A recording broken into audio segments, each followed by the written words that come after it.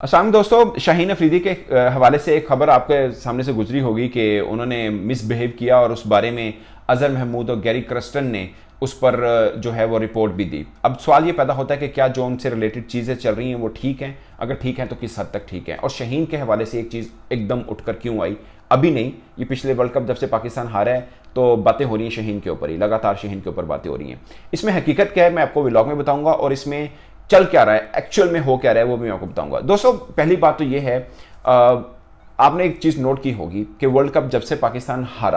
World cup Pakistan हारा उस वक्त से एक बंदे का बहुत जिक्र हो रहा है, वो है Shaheen Shah Afridi.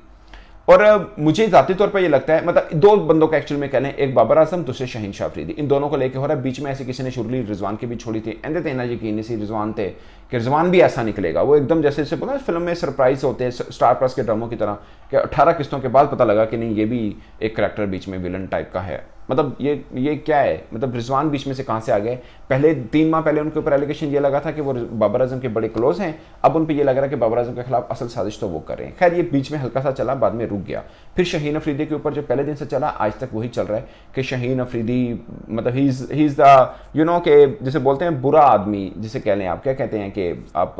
Basically villain Pakistan cricket के वो हैं, ये बनाया जा रहा है, पोर्ट्रे किया जा रहा है। अब इसमें हकीकत है कितनी कितनी नहीं है वो मैं डिस्कस करना चाह रहा हूँ। दोस्तों कुछ वाक़यात होते हैं जो हुए होते हैं, इसमें कोई शक नहीं है, बट उनको उस टाइम पर निकाला जाता है जिसमें आप किसी के इमेज को कह रहे होते हैं कि हाँ ये वाकई बुरा आदमी है, मतलब ये वाकई ये फसाद की जड़ है। इसका मतलब साफ है कि उस बारे में कुछ ना कुछ एक पब्लिक ओपिनियन जनरेट करना और बाद में उसके ऊपर कोई मैक्सिमम आप डिसीजन ले लें तो कोई भी माइंड नहीं करेगा, ये एक स्ट्रेटेजी होती है। अब ये शाहीन के ऊपर ये चला कि उसने मोहम्मद यूसुफ के साथ बदतमीजी की है और कोच ने अपनी रिपोर्ट में भी लिख दिया कि ये मतलब ही इज़ द करैक्टर जो प्रॉब्लम कर रहा है, और ये वो सब ये चीज़ें मीडिया में चली। अब इसके ऊपर बात दोस्तों हम करना चाहें। पहली बात ये है दोस्तों कि आयरलैंड और इंग्लैंड टूर के ऊपर बात हुई कि शाहीन ने मिसबिहेव किया। आयरलैंड टूर में गैरी क्रस्टन था ही नहीं, हाँ ऑनलाइन जरूर था बट टीम के साथ नहीं थे, और इंग्लैंड में भी शायद एक आधे मैच के बाद वो आए थे, और वर्ल्ड कप के अंदर मोहम्मद यूसुफ नहीं थे। तो ये जो कहानी सब है इसका मैं जवाब ये दे रहा हूँ। अब ये रही बात कि शाहीन अफरीदी ने मिसबिहेव किया या नहीं किया, वो बात सच है कि अजहर महमूद ने मोहम्मद यूसुफ को खड़ा किया था जब शाहीन अफरीदी बॉल करे थे। वो अमूमन मैंने भी प्रैक्टिस सेशंस कवर किए हैं, ये लीड्स का वाकया है, मैंने भी मुख्तलिफ प्रैक्टिस सेशन पाकिस्तान टीम का ऑलमोस्ट सभी कवर करता हूँ मैं। ये होता है कि आप किसी को खड़ा करते हैं, खासकर नो बॉल को बहुत चेक किया जाता है पाकिस्तानी बॉलर्स के जब बॉल कर रहे होते हैं, मतलब जो खड़ा होता है कोच एज एन एम्पायर वो चेक कर रहा होता है कि नो बॉल तो नहीं हो रही, ताकि बताना प्रैक्टिस के अंदर बेसिकली यही चीज़ चेक कर रहे होते हैं ना, लाइन लेंथ टारगेट दिया जाता है, नो बॉल चेक किया, बहुत मुख्तलिफ फैक्टर्स हैं but no ball is one of them. तो मोहम्मद यूसुफ खड़े थे और 2 नो बॉल हुई, दूसरी नो बॉल के ऊपर मोहम्मद यूसुफ ने शाहीन को बोला था कि तुम नो बॉल कर रहे हो, उसके ऊपर शाहीन ने भी काउंटर जवाब दिया कि आप मुझे, मतलब जो चला मीडिया के ऊपर उस मामले को लेकर उसी वक्त वहाब को बताया गया, अजहर महमूद को बताया गया, और उस मामले को लीड्स की मैं बात कर रहा हूँ, ये लीड्स का वाकया है, उसी वक्त वहाँ पे ख़त्म हो गया था। ये पाकिस्तान के कैंप के अंदर होता है, अनफॉर्चुनेट है, नहीं होना चाहिए। खासकर मोहम्मद यूसुफ पाकिस्तान के एक अच्छे कद काट के क्रिकेटर हैं, एक बड़ा नाम है, तो उनके साथ हुआ। यही दोस्तों मेरा सबसे बड़ा ऑब्जेक्शन होता है। अब कभी इमेजिन कर सकते हैं बुमराह जैसा बॉलर राहुल द्रविड़ को कोई बात कर दे, कभी आप इमेजिन कर सकते हैं कि पांड्या या कोई और सिराज, कोई और शामी ऐसी बात करे अगर खड़ा हो राहुल द्रविड़, या राहुल द्रविड़ किसी को खड़ा करके गया और वो उससे ऐसी बात करे, नहीं हो सकता। But my second point is कि अगर मामले को वहीं पर रोक दिया गया, ख़त्म कर दिया गया, लीड्स के अंदर वाक़या हुआ वहीं पर ख़त्म हो गया, ये वाक़या आज क्यों आ रहा है, आज क्यों आ रहा है ये वाकया, ये एक कड़ी है, इसको समझने की ज़रूरत है। क्योंकि आपने किसी को बैड मैन शो करना है तो आप कीजिए, और बटा टाइमिंग, मतलब इससे अच्छी टाइमिंग आपके लिए हो नहीं सकती कि लोगों को गुस्सा है और आप इस बीच में ऐसी खबरें फ्लो करें। अब मैं ये नहीं कह रहा कि ये फ्लो पाकिस्तान क्रिकेट बोर्ड करा रहा है, but there is something against Shaheen Afridi and there is something against Babar Azam as well. जो मेरे लिए फ़िक्रमंद बात दोस्तों ये है कि भाई ये चीज़ पाकिस्तान क्रिकेट के लिए, मैं बिंग पाकिस्तान जर्नलिस्ट, मुझे लगता है कि ये पाकिस्तान क्रिकेट के लिए शायद बेहतर नहीं है कि आप इन चीज़ों को हवा दे रहे हैं, बजाय इसके कि इन चीज़ों को ख़त्म जो हो चुकी थी उनको दोबारा से, जैसे मतलब हल्की फुल्की चिंगारी को फिर दोबारा आप हवा दे रहे हैं कि आग बने, वो किया जा रहा है। वो इसलिए किया जा रहा है कि एक तरफ चल रहा है बैडमैन शो करना है शाहीन को, कोई शायद बाबर को भी कर रहा है, कोई किसी और को कर रहा है, ये आपस में लड़ाइयाँ चल रही हैं अभी तक भी। तो ये मामला शायद बैठने वाला नहीं है। और दूसरा मुझे लग रहा है कि ये इतना खतरनाक मामला है जो शायद पाकिस्तान क्रिकेट को मजीद ख़राब करेगा। अब वक्त ये है कि इन मामले को सुलझाया जाए बजाय इसके कि इनको उठाया जाए। अगेन आपको लगता है कि शाहीन रिस्पॉन्सिबल है, जो कि मामला खत्म हो चुका, उसके बाद शाहीन अफरीदी वर्ल्ड कप भी खेले, अगर आपको इतना ही वो वाकया बुरा लग रहा था तो फौरन उनको वापस भेज देते, फिर इतना बड़ा सब मामला लेकर चलने की जरूरत क्या थी? मतलब आपको लगा शाहीन ने कुछ ऐसा किया है जो कि उनको पनिश करना चाहिए, तो बेस्ट पनिशमेंट इज कि आप उनको उसी वक्त वापस भेजें, फिर ये ताकि टीम का एनवायरनमेंट थोड़ा रहे और सब चीज़ें सही रहे, अगर आपको लगता है। बट मुझे ज़्यादातर पे ये लगता है, ज़्यादातर पे क्या लगता है, एज पर माई न्यूज़ वो मामला खत्म हो गया था। अगर वो मामला खत्म हो गया था, वो मामला उसी दिन पाकिस्तान क्रिकेट बोर्ड के बड़ों को भी पता चल गया था, क्योंकि फौरन पाकिस्तान क्रिकेट बोर्ड के चेयरमैन को भी बताया गया था कि ये मामला ऐसा हुआ है, और ऑन द डे ये मामला खत्म भी हो गया था, मीटिंग हुई थी, उसी वक्त मामला खत्म हो गया था, और उसको दोबारा अब उठाया गया, ये कहकर कि कोचिस ने अपनी रिपोर्ट के अंदर दिया हुआ है, ये कहकर। आई डोंट नो कि कोच ने अपनी रिपोर्ट, मैंने रिपोर्ट पढ़ी नहीं है, बट चूंकि मामला उठा, जब कोचिस ने रिपोर्ट जमा कराई तो ये कहा यह जा रहा है कि कोचिस ने अपनी रिपोर्ट के अंदर ये मेंशन किया। मैंने कोशिश की चेक करने के लिए कि कोचिस ने अपनी रिपोर्ट के अंदर इस वाक़े को मेंशन किया या नहीं किया, मैं किसी हतमी बात पर नहीं पहुंच पाया हूँ, बट ये वाक़या हुआ, ये तो मुझे पता है, ये वाक़या ऐसा हुआ था, और इस वाक़े की टाइमिंग जो निकली है ना, वो मेरे लिए थोड़ा सस्पेंस है। मुझे लगता है कि